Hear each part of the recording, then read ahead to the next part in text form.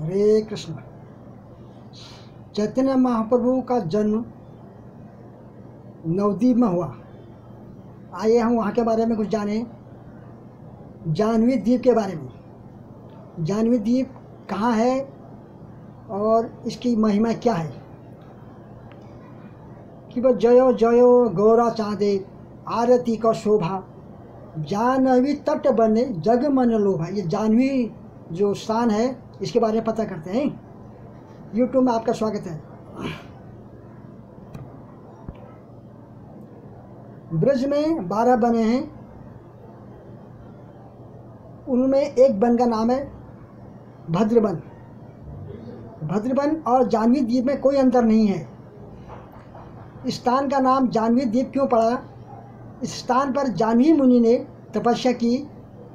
ये सतयुग की बात है। सतयुग में जाह्नवी मुनि विचरण करते करते नवद्वीप आए और इस स्थान पर जाह्नवी मुनि ने तपस्या की। उनकी तपस्या से श्री चैतन्य महाप्रभु प्रसन्न हुए, उन्हें दर्शन दिए, सामने उनके प्रकट हुए एकदम सन्यासी वेश में। मुनि उनके चरणों में गिर पड़े। चैतन्य महाप्रभु बोले, जाह्नवी मुनि आप चिंता मत करो, आपके मन में जो भी इच्छा है आपकी सारी इच्छा पूरी होंगी और आपसे आप इस स्थान पर रहो और यहाँ पर आप साधन भजन कीजिए। जाह्नवी मुनि को और आनंद आया। वे इस स्थान को यहीं पर अपना भजन किया करने लगे। जो व्यक्ति इस स्थान का दर्शन करता है उनके सारे पीड़ा सारा कष्ट दूर हो जाता है और वह भगवान के चरणों में शुद्ध भक्ति की ओर विकसित कर लेता है। लेकिन बंगाल में इस गंगा मैया को जाह्नवी नदी कहा गया है, इसलिए हम भजन में आरती गाते हैं, जय जय गोरा चाँदे आरती का शोभा जाह्नवी तट बने जग मन लोभा। गंगा के किनारे एक छोटी सी कुटिया बनाकर जाह्नवी मुनि उसमें रहने लगे और भजन करने लगे। यह वह समय था जब राजा भगीरथ ने गंगा को इस पृथ्वी में प्रकट किया। महाराज सगर के 60,000 पुत्रों को उद्धार करने के लिए भागीरथ जी ने यह काम किया। भागीरथी जी आगे आगे रथ लेकर चल रहे थे, उनके पीछे पीछे गंगा चल रही थी। गंगा सागर उत्तराखंड से नवद्वीप धाम जाने के लिए बीच में मायापुर पड़ता है।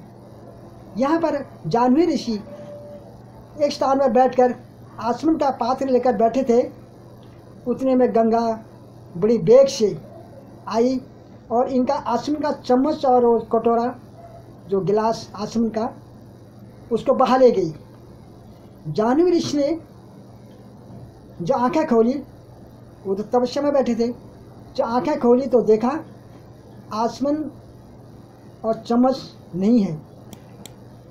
उनको क्रोध आ गया और अपने हाथों से आचमन करके पूरी गंगा को पी गई। भागीरथी राजा भागीरथ जब आगे आगे जा रहे थे तो देखा कि पीछे गंगा नहीं आ रही है, गायब हो गई है। और भागीरथ जी पीछे को आए गंगा को खोजने के लिए। भागीरथ जी की खोजते खोजते पीछे की तरफ आए।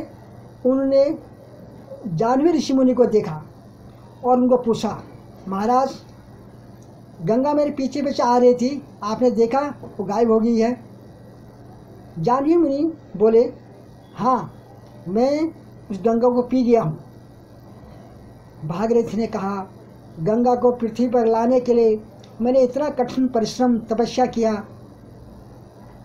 मेरे साथ मेरे 60,000 पुत्र वहाँ इंतजार पर हैं और आपने उसको पी लिया।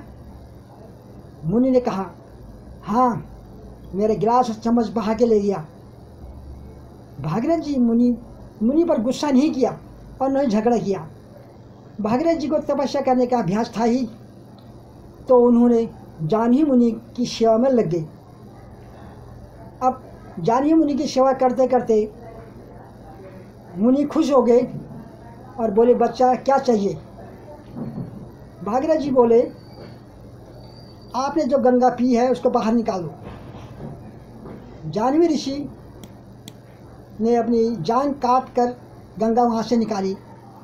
कई पुराणों में लिखा है कि जाह्नवी ऋषि ने अपने कानों से गंगा को निकाला। खैर निकाला कहीं से भी निकाला। गंगा का पुनर्जन्म जाह्नवी नदी, जाह्नवी ऋषि की कन्या जाह्नवी देवी आगे चलकर गंगा का विवाह शांतनु ऋषि से हुआ और गंगा का पुत्र भीष्म पितामह हस्तिनापुर से नवद्वीप जाह्नवी ऋषि के दर्शन करने के लिए आए।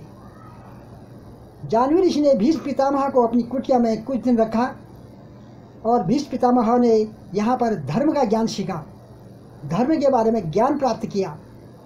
यहीं से यह महाभागवत बने। 12 महाजनों में इनका नाम आता है।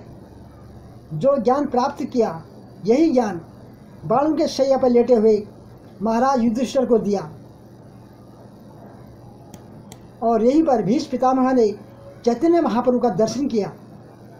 महाभारत में विष्णु सहस्त्र नाम जिस पितामह के मुख से निकला और महाभारत के अंदर भी भीष्म पितामह ने चैतन्य महाप्रभु का वर्णन किया। हरि बोल।